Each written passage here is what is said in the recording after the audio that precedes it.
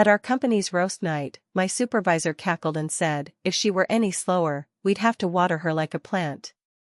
The whole room howled as I forced a smile. What they didn't know was that my offer letter from a rival company was already signed, and my departure would leave their biggest project dead in the water. I never liked roast night. Every year, our company throws this event where people drink cheap wine and try to outdo each other making jokes about coworkers. Management says it's just good fun, a way to let off steam. But it always felt off to me. It was always the same people making jokes, and always the same people being made fun of. And this year, I was the one in the hot seat. I work for a tech company in Dayton, Ohio. We're not some flashy startup. It's all cubicles, corporate politics, and people pretending to be smarter than they are. I'm a back-end engineer. Been there for 3 years. Quiet, focused, not one for office gossip. I'm not the type who speaks up in meetings unless I have to. I do my job, and I do it well. The project I manage is called Horizon Sync. It's not sexy, but it runs everything for one of our biggest clients, an insurance platform that processes claims and policy updates in real time. If Horizon Sync crashes, our client's system goes down. If it goes down, we lose millions. I built it from the ground up. When I joined, they had pieces of code duct taped together with no documentation. I rewrote it, documented every single endpoint, and created processes to avoid data loss. Ben, my supervisor, doesn't understand any of it. I've had to walk him through the basics more times than I can count.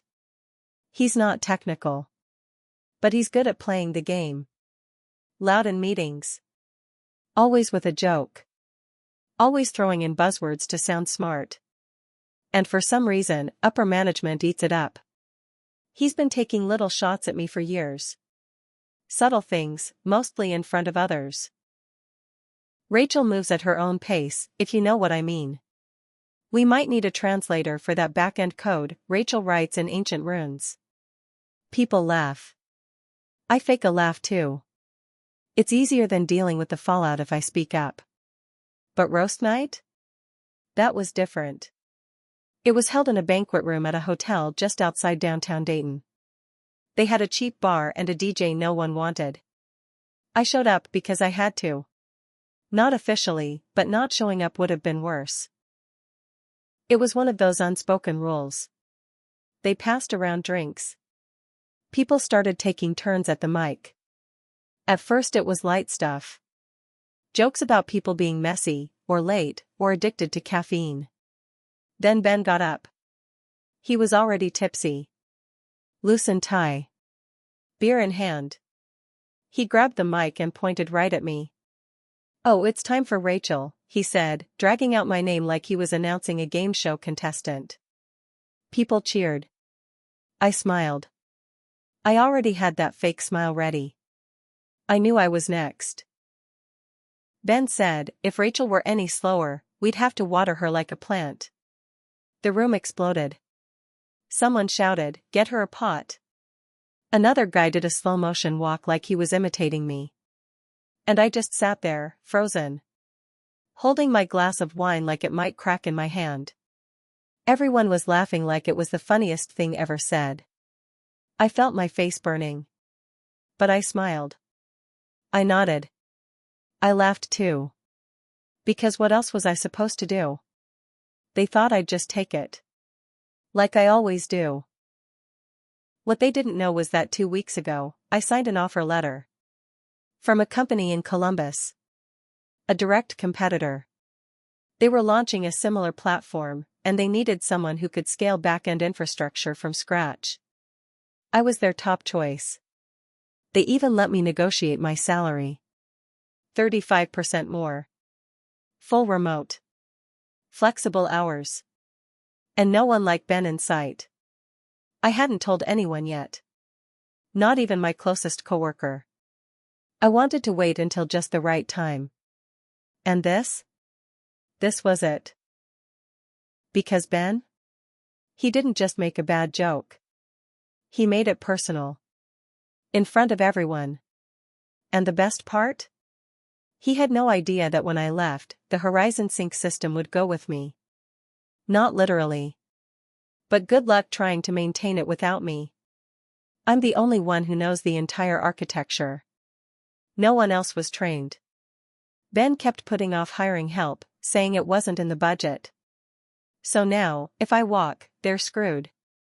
And I was already planning how to do it in a way they wouldn't see coming.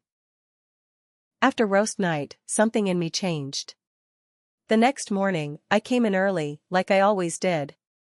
I kept my head down, kept my face neutral. I didn't say a word about the night before. Nobody did. Not to me, anyway. But I heard them whispering in the break room. I caught a smirk from Ben when we crossed paths in the hallway. He thought it was over. A harmless joke.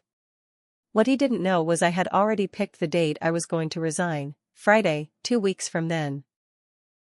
Just enough time for the Columbus team to onboard me and for Horizon Sync to start falling apart the second I left. But I wasn't going to just leave quietly. No. That would have let them off easy. I started pulling copies of documentation off the shared drive. I removed myself as the owner on a few core components in GitHub. I didn't delete anything. That would have been too obvious. But I stopped updating the internal wiki. When people asked for help, I gave vague answers. You should probably ask Ben. Not sure. I'd have to dig through the logs again. It was subtle. But it made people nervous. Then, a week before my planned departure, something happened that made me pause. I got pulled into a last-minute meeting with upper management. Ben was already in there, sitting with that same smug grin he always had when he thought he was being clever. Rachel, said Mark, the head of engineering, we're bringing on an intern to help with Horizon Sync. You'll be training him. I blinked. What? Ben chimed in. Yeah, we figured you've been handling a lot, so we're giving you some support. Support? They were handing me a 19-year-old intern who didn't even know what an API endpoint was. I realized what was really going on. Ben was panicking. Maybe he didn't know I was leaving, but he could feel something slipping. He was scrambling to cover his ass. So I trained the intern. Sort of. I gave him the basics. Showed him how to pull logs. Walked him through some test environments. But I kept the real stuff out. No access to production. No clue how to deploy to live servers. And I made sure he knew just enough to be confident, but not enough to survive. Then, 2 days before my resignation date, another twist. Ben cornered me after a team meeting. Everyone else had left the room. He leaned in and said, "You took that joke a little personally, huh?" I stayed silent. He smirked. "Come on, it was just for fun. Don't be so sensitive." I looked him in the eye and said, "Sure." But something about his tone made me wonder. Later that night, I got a message from one of the junior devs on my team. "Hey, just a heads up. Ben was asking if anyone knew what you were working on lately. Thought it was weird. Figured I'd tell you." That's when I knew he was onto me. Not officially. But something had set off his alarm bells. Maybe it was the intern not being able to answer basic questions. Maybe it was me being quiet. Or maybe, deep down, he knew he messed with the wrong person. So I moved up my plan. The next day, I printed my resignation letter and handed it straight to HR at 9 a.m. No warning. No preamble. 2 weeks? Gone. I told them I'd be using my PTO to finish out the rest of the time. Which meant I was done. That day. The look on Ben's face when he found out? I'll never forget it. And that's when the real chaos started. When I left that building for the last time, I didn't look back. I didn't need to. I already knew what was coming. I spent the next few days getting set up with the Columbus company. New laptop, Slack invites, kickoff calls. Smooth, respectful onboarding. People actually listened when I spoke. My new manager didn't interrupt me once. I hadn't realized how much I was holding my breath until I didn't have to anymore. Then on the fourth day after I left, I got a text from Jenna. One of the only people at my old job I trusted. Hey. Not sure if you've heard, but Horizon Sync is down. It's been down for 6 hours. Nobody knows how to fix it. I just stared at the screen. I wasn't surprised. But 6 hours? That was a lot worse than I expected. 10 minutes later, she sent another. Ben is losing it. He tried to blame the intern. Then he tried to say it was your fault. People are pissed. Then came the kicker. Mark's been calling your old number. I think they're trying to get you to consult. I wouldn't answer if I were you. That made me pause. For a brief second, I almost felt guilty. Almost. But then I remembered that room. The laughing. The way Ben smirked when he humiliated me in front of everyone. The way no one stopped him. No. They made their bed. But I wasn't done watching them lay in it. The next day, I got a LinkedIn message. From Mark. Hi Rachel, hope you're doing well. Quick question. Would you be open to doing a short-term consultation to help us troubleshoot a few critical Horizon Sync issues? Happy to compensate you well for your time. They were desperate. Horizon Sync wasn't built to run on autopilot. It had moving parts. And every time they called something a Rachel thing and put it off, they let it rot. I didn't reply. I watched the fire spread. Then Jenna messaged me again. Ben's trying to cover it up. He said he has it under control. But the client just escalated to legal. This might get ugly. By the end of the week, I started hearing rumors that the insurance client, the one keeping their lights on, was reviewing the contract. They were losing money every hour Horizon Sync was down. I even saw a post on Reddit's sysadmin board about a regional company having a total back-end failure due to single point of failure engineering. I knew it was about them. The details matched too closely. Then, another twist hit. Jenna called me, not texted, called. She never called. She said Ben was trying to spin the situation. He told Mark and the rest of leadership that I sabotaged the system before leaving. He claimed I deleted key documentation and introduced errors on purpose. I was stunned. I thought I'd prepared for everything, but I didn't expect him to go that far. I thought he'd just take the hit and move on. I was wrong. I asked Jenna if they believed him. She hesitated. Some do.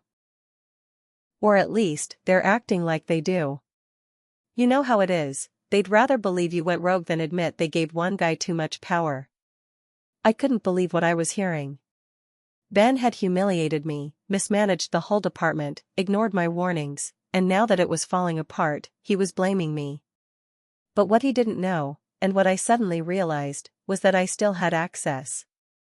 Not to the system. But to proof. Old emails. Slack messages. Task comments where I warned him about problems. Messages where I suggested training someone else, and he dismissed me. I had a trail. And if they were going to accuse me of sabotage, I wasn't going to take it quietly.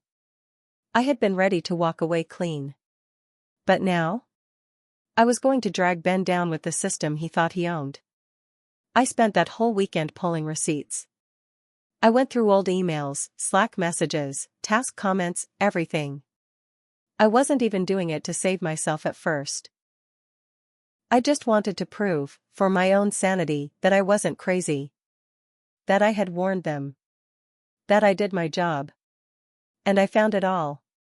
An email from 7 months ago where I told Ben the system needed a second back-end engineer. A Slack thread where I explained the risk of single-person knowledge and begged him to approve documentation time. His response? Let's not overcomplicate. You're doing fine. Keep going. I had screenshots of him laughing off bug reports. A message from him saying the intern didn't need more access, that I should just give him the fun stuff. And I had the logs from my final push, showing nothing unusual, no sabotage, no dirty code. Just clean work, handed off quietly. But the final piece? It was something Jenna helped me find. She dug up an internal chat where Ben told Mark, the week after roast night, that he was pretty sure Rachel's on her way out. He had known. And he still chose to do nothing. He didn't prepare, didn't transfer knowledge, didn't document. He gambled that I'd stay. Or worse, that he could somehow handle things after I left. I packaged everything up. Screenshots, exported message threads, log data. I wrote a clean, simple timeline that showed the project's failure wasn't sabotage, it was pure negligence and arrogance. Then I did something I never thought I'd do. I sent it to the client. The Horizon Sync client, the insurance company. Had a contact email buried in their service request form. I didn't send it from my main email. I made a new one. Anonymous. Just enough detail to make them listen. Your service failure was caused by leadership negligence and mishandling of the Horizon Sync platform. Key warnings were ignored, and the only engineer with deep system knowledge was mocked publicly and left unsupported. Please review the following timeline and materials, and confirm whether you were made aware of these internal risks prior to system failure. No signature. No return request. I just sent it, then waited. 3 days later, Jenna called me again. Ben's gone. I sat down on the edge of my couch.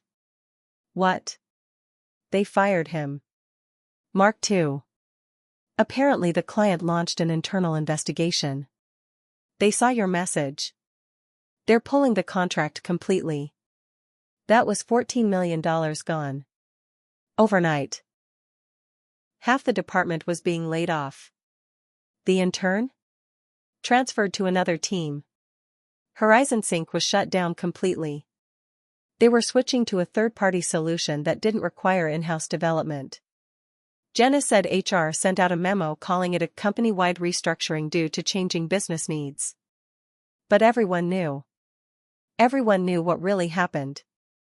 The roast. The silence. The fake smiles. The laughter. They thought it was a joke. But the punchline?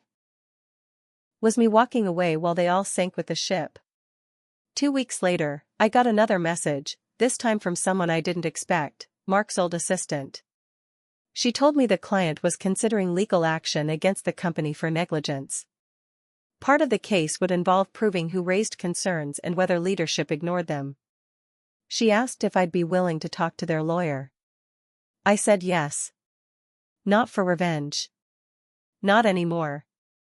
But because someone had to tell the truth. In the end, Ben lost his job, his reputation, and any chance of working in tech again. He tried to apply to smaller firms. I saw his name float on Reddit job boards, but every time, someone would quietly link the client lawsuit or whisper about Horizon Sync. It followed him everywhere. Mark, the engineering head, took an early retirement. Translation, he got pushed out and told to keep quiet. The company limped along. They rebranded 6 months later. Laid off even more staff. They never recovered the client. Rumor is they're prepping to sell. As for me? I thrived at the Columbus job. I was promoted in 6 months. My team respects me. I sleep at night. I don't have to fake smiles or laugh at being called a plant. I still remember that night. The mic. The laughter. Ben's voice saying I was too slow. He was wrong. I wasn't slow. I was patient. And while they laughed, I was already gone.